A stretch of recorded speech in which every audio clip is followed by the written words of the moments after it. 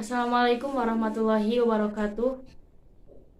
Saya Ajma Ajatunisa dari kelompok 1 dan rekan-rekan saya Dewi Siti Maisaroh, Elsa Amalia, dan Izni Fatasya Julkisti akan mempresentasikan LKPD Evolusi kegiatan 3. Di sini saya akan menjelaskan LKPD Evolusi kegiatan 3 nomor 2 bagian A yang mempunyai soal berdasarkan ilustrasi pada gambar.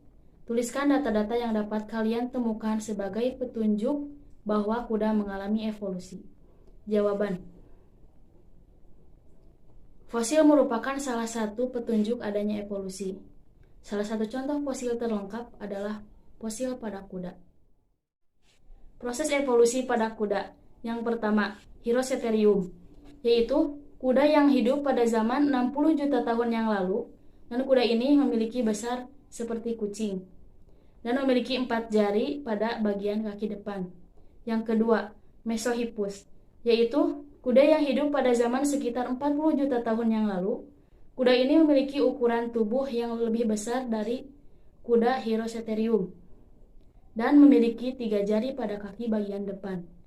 Yang ketiga, Merysippus, yaitu kuda yang hidup pada zaman sekitar 30 juta tahun yang lalu, dan kuda ini memiliki tinggi badan sekitar 100 cm dan 3 jari-jari di kaki depan maupun kaki belakang.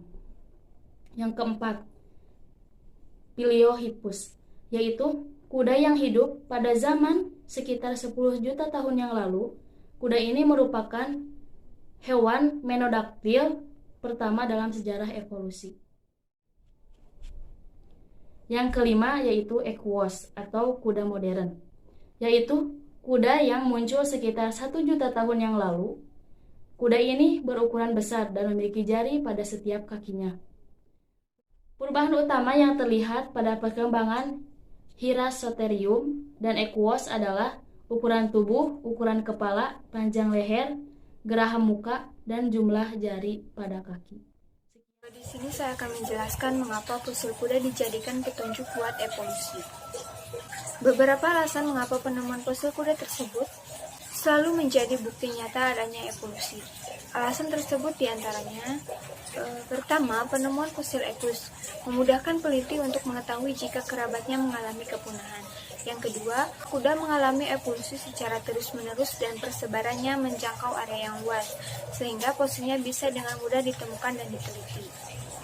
Yang ketiga, fosil kuda terus ditemukan dari masa ke masa sehingga peneliti bisa melakukan riset lebih lanjut tentang penemuan fosil kuda. Berdasarkan hasil penelitian yang telah dilakukan, evolusi atau perubahan pada hewan kuda selalu merujuk pada perubahan morfologi gigi, postur, ukuran leher, kaki, dan bagian tubuh lainnya. Fosil kuda dianggap sebagai petunjuk terbaik untuk evolusi karena fosil ini ditemukan secara lengkap pada setiap zaman geologi.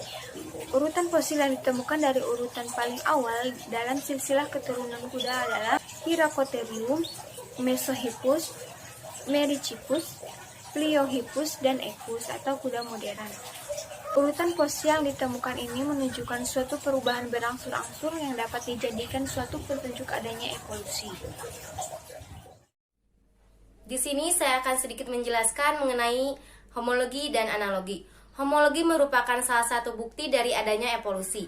Homologi adalah kesamaan pada beberapa spesies yang dihasilkan dari leluhur yang sama. Struktur yang sama dianggap yang menunjukkan adanya kesamaan nenek moyang di antara hewan-hewan tersebut. Salah satu contoh dari homologi ini adalah tungkai pada lengan manusia yang memiliki struktur dan susunan yang sama dengan sayap burung dan sirip paus.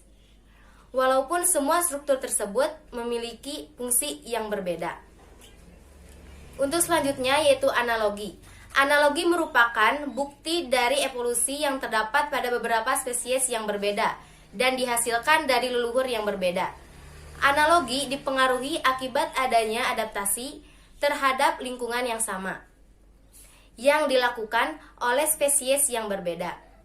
Salah satu contoh dari analogi ini adalah terdapat pada spesies sugar glider dan tupai terbang. Nomor 3, contoh gambar 1 yaitu organ manusia, kucing, ikan paus, dan kelelawar.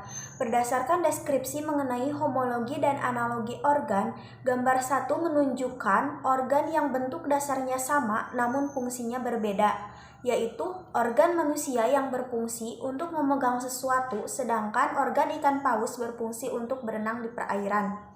Sedangkan gambar 2 menunjukkan contoh organ yang bentuk dasarnya berbeda, namun karena adanya perkembangan evolusi dan konvergen alat-alat tersebut mempunyai fungsi yang sama, yaitu organ kupu-kupu dan organ burung yang sama-sama berfungsi untuk terbang.